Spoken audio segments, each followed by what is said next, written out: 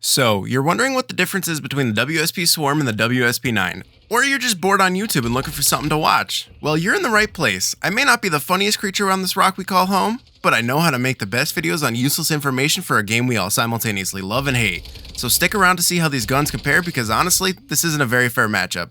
But today it's Uzi vs Uzi and we're going to find out which is better by numbers and actual gameplay. First up, we're going to take a look at the WSP-9, which is the OG Uzi variant. Also known as the IMI Uzi, this gun is so satisfying to use because everybody knows it. From back in the day in Call of Duty to old rap music, or you might just be the one person who came from the Israeli army and this was your standard issue back in the day. Who knows? All I know is I love this gun and I want it to be better than it is. So we're going to take a look at how it stands in stats and gameplay. First off, the damage for this gun is massive. It has a 54 headshot damage along with 46 upper torso damage while doing 42 to the lower half of the body. This is nuts for an SMG in Call of Duty, but it has an extremely low rate of fire, which is why it's not incredibly overpowered. It can still hold its own though in most gunfights, especially when it's built to be a little more speedy. The main downfall for the WSP-9 is the fire rate, which is just under 600 rounds per minute, which sounds pretty quick, but that's only 10 rounds per second. That being paired with the damage of it means the average time to kill is 350 milliseconds, which isn't the worst, but if you miss a shot, you're in for a rude awakening. The way this gun feels when you use it is honestly very smooth, but just doesn't quite hold up to some of the other options. But it's still very powerful, and when you use the right attachments, it can do a hell of a lot of damage. The WSP-9 also has very good damage range for an SMG, with the effective damage range being 16.5 meters or 54 feet, give or take a couple inches, meaning you do the highest damage within that area, so it handles range much better than the Swarm. And with a 540 meters per second bullet velocity, as long as you're within range, you're going to hit your target almost instantly. I had a lot of trouble using this gun because the game I was placed in had the most annoying people hiding in corners with shotguns and head glitching with snipers, so I definitely got a little more irritated with them, but I still think this gun is well worth using in most scenarios. Now, if you look at the recoil of this gun, it looks wild, and I'm not sure how accurate this information is because the gunsmith is a little broken for some weapons, but I'm going to show you anyways. The horizontal recoil is around 21 degrees per second, which sounds about right, but the vertical recoil is stated at almost 87 degrees.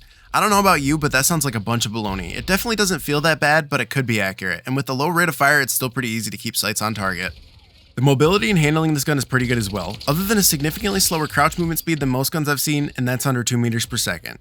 Although the regular movement speed is 4.9 meters with a 5.7 meter sprint speed and a 3.2 meters per second strafe speed, it's pretty quick overall. The handling is pretty good on the WSP-9 as well with a 240 millisecond ADS speed. Even though that seems really slow, I do think that's accurate. And with an almost instantaneous sprint to fire speed of 88 milliseconds, the WSP-9 is a force to be reckoned with. Even if I was looking like a total noob using it, I still managed to stomp quite a few people with it.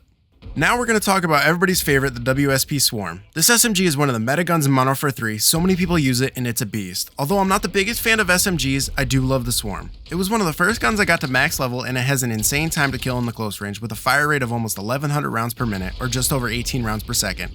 This gun sounds like a hive of bees buzzing around your head, which I'm pretty sure is why they call it the WSP Swarm. Kinda like a swarm of wasps. Enough of that though, back to my stupidity.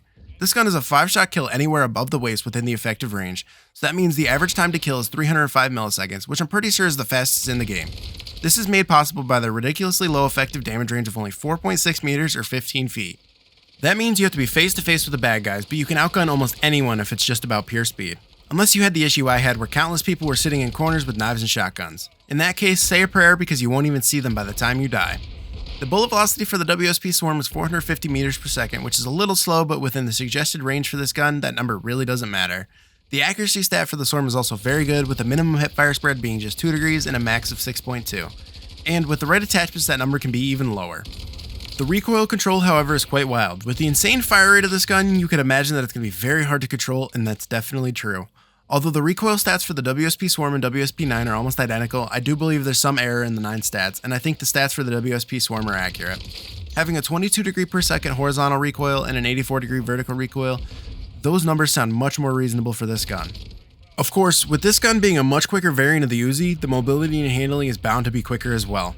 It's capable of allowing your player to move 5 meters per second as a base movement stat, along with almost 6 meters per second sprint speed.